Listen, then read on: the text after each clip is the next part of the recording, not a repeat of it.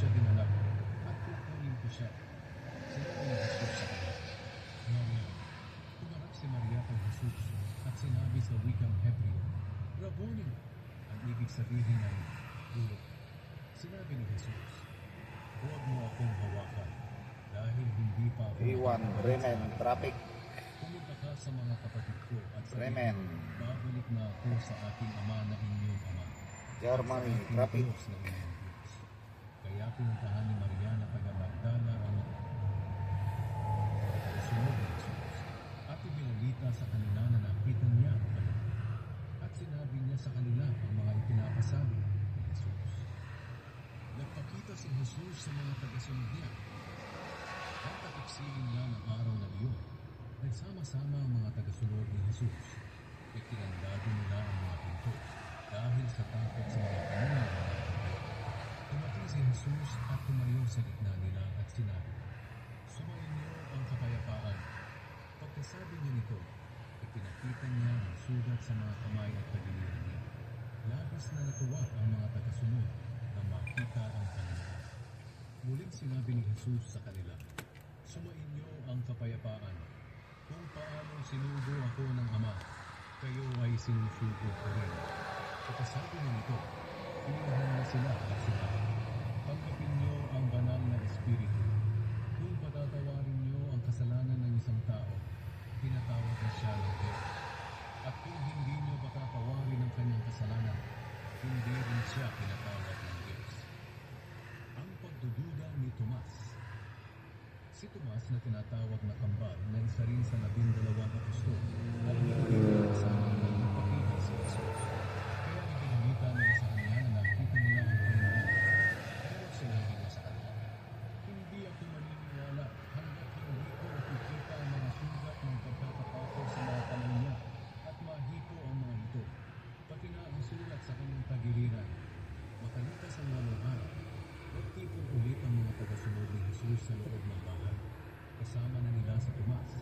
Kahit nakakandado ang mga pinto, tumating si Jesus at tumayo sa gitna nila at sinabi, Sumainyo ang kapayapaan. Sinabi ni Jesus kay Tomas, Tingnan mo ang mga kamay ko. Ipuin mo, pati na rin ang aking tagiliran. Huwag ka nang magduda. Maniwala ka na. Sinabi ni Tomas sa kanya, Panginoon ko at Diyos ko.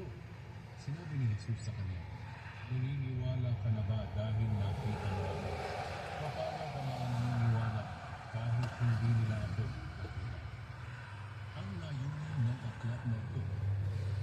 Marami pang himalang ginawa si Jesus na nasa Bremen, ng mga Bremen. kasunod niya ang hindi na isulat sa aklat.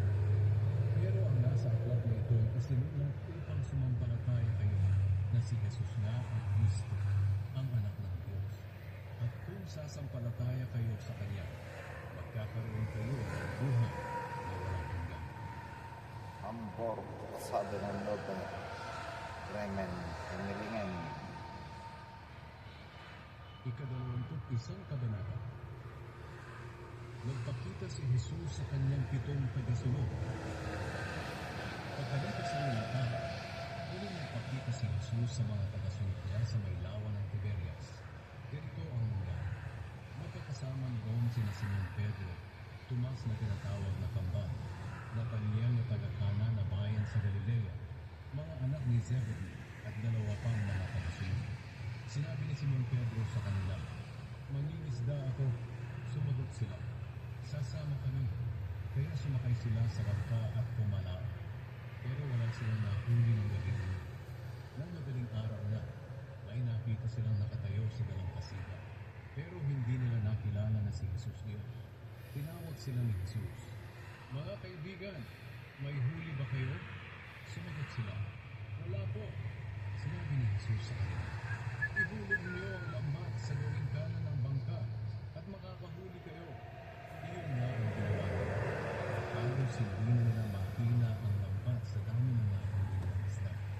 Sinabi kay Pedro ng tagasunod na minamahal ni Jesus, Ang Panginoon iyon. Nang marinig ito ni Pedro, isinuot niya ang damit na hinubad niya, tumalon sa tubig at lumangoy papunta sa dalampasigan. Ang ibang mga tagasunod na nasa bangka ay bumalik din sa dalampasigan na hila-hila ang lambat right puno ng in isda. 450 Dahil meters. mga 70 metro lang ang layo nila sa pampa. Pagdating nila sa dalampasigan, nakita nila roon ang nagbabagang uling na may nakasalang na isda at ilang tinapay. Sinabi ni Jesus sa kanila, "Magdala kayo rito ng ilang isda na nahuli ninyo." Kaya sumampa sa bangka si Pedro at hinila papunta sa pampang ang lambat na puno ng malalaking isda na 153 lahat-lahat. Pero kahit ganoon karami ang isda, hindi nasira ang lambat. Sinabi ni Jesus sa kanila, "Mag-almusal na kayo." Wala ni isa sa mga tagasunod ni Jesus ang nangahas magtanong kung sino siya, dahil alam nila na siya ang Panginoon. Kumuha si Jesus ng tinapay at ipinigay sa kanila. Ganoon din ang ginawa niya sa isda.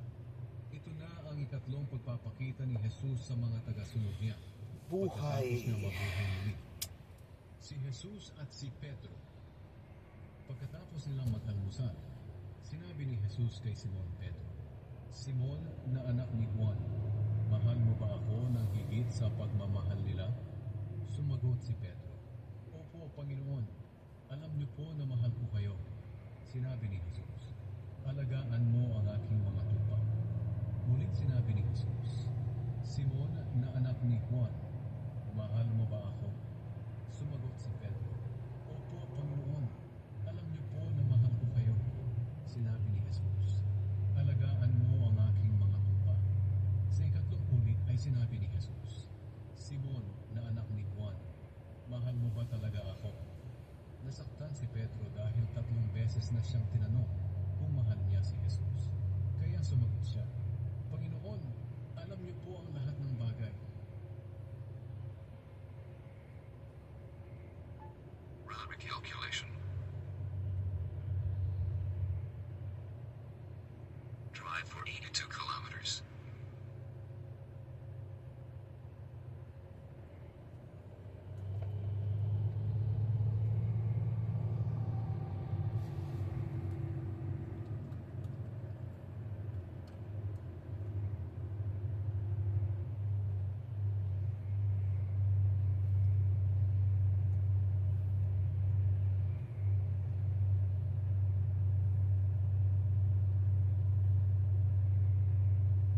Ni Jesus, "Alagaan mo ang aking mga tupa."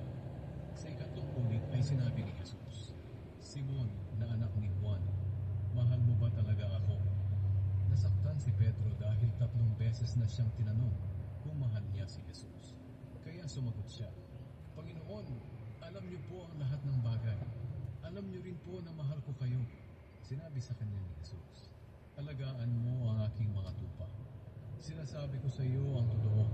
Noong bata ka pa, ikaw mismo ang nagbibihis sa sarili mo at pumupunta ka Grabe kung ang saan mo traffic. gusto. Pero pagtanda mo, iuunat mo ang mga kamay mo at iba na ang magbibihis sa iyo. At dadalhin ka sa lugar na hindi mo gusto. Sinabi ito ni Jesus para ipahiwatig kung anong klaseng kamatayan ang daranasin ni Pedro upang maparangalan ng Panginoon. Pagkatapos sinabi ni Jesus kay Pedro, "Sumunod ka sa akin." Ang tagasunod na minamahal ni Jesus. Nang lumingon si Pedro, nakita niyang sumusunod sa kanila ang tagasunod na minamahal ni Jesus. Siya ang tagasunod na nakasandal kay Jesus nang naghahapunan sila. At siya ang nagtanong kay Jesus kung sino ang magtatraidor sa kanya. Nang makita siya ni Pedro, nagtanong siya, "Panginoon, paano naman po siya?" Sumagot si Jesus, "Kung gusto ko siyang mabuhay hanggang sa pagbalik ko, ano naman sa iyo? Sumunod ka lang sa akin." Dahil dito, kumalat ang balita na ang tagasunod na ito ay hindi mamamatay. Pero hindi sinabi ni Jesus na hindi siya mamamatay. Ang sinabi lang niya, "Kung gusto ko siyang mabuhay hanggang sa pagbalik ko, ano naman sa iyo?" Ako ang tagasunod na nagpapatotoo sa mga bagay na ito, at siya ring sumulat nito. Alam ng iba na totoo ang sinasabi ko. Marami bang mga bagay ang ginawa ni Jesus? Kung isusulat ang lahat ng ito, palagay ko'y hindi magkakasya sa buong mundo ang lahat ng aklat na maisusulat.